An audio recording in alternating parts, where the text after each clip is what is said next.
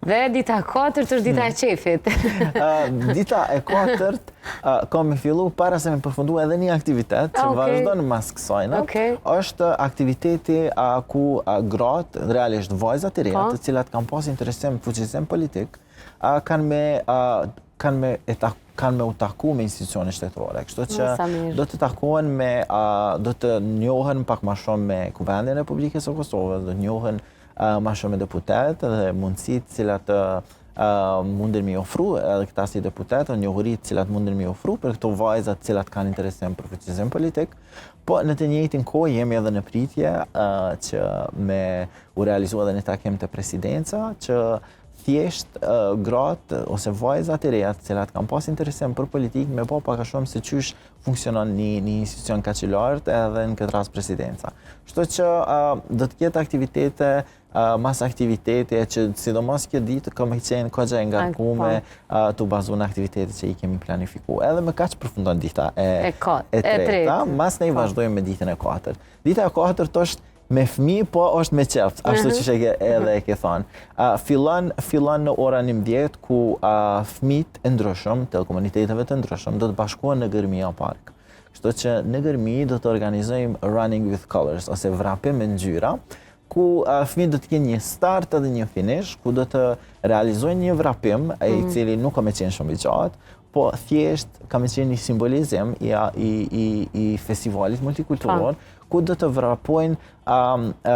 vrapojnë fëmijët e komuniteteve të ndryshme. Andaj edhe po du me shfrytzu rastin që me iftu prind, nonat, që me i sjell fëmijët. Do më thonë, me 26 qershor, çfarë dite i vjen 26? I vjen e premte. E premte, që me kanë pushim të paktën fëmija, po 26 është e premte. Prej orës 11 në parkun e Gërmis, me i sjell.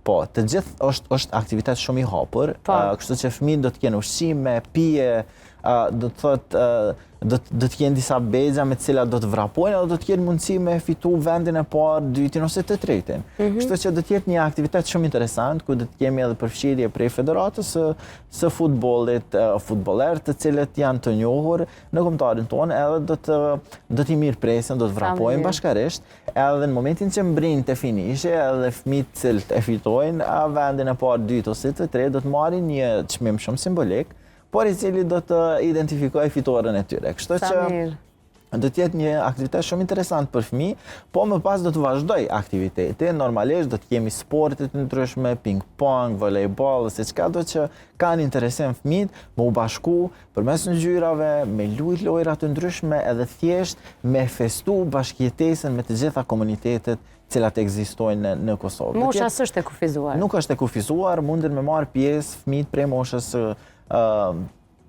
shumë të ri, e më pas deri te mosha e shkollave të mesme, kështu që fëmijët trit janë shumë të lirë me marrë pjesë. Po i ftojmë gjithsesi nënat që me pasi mundësi për fëmijët e tyre me u bashku.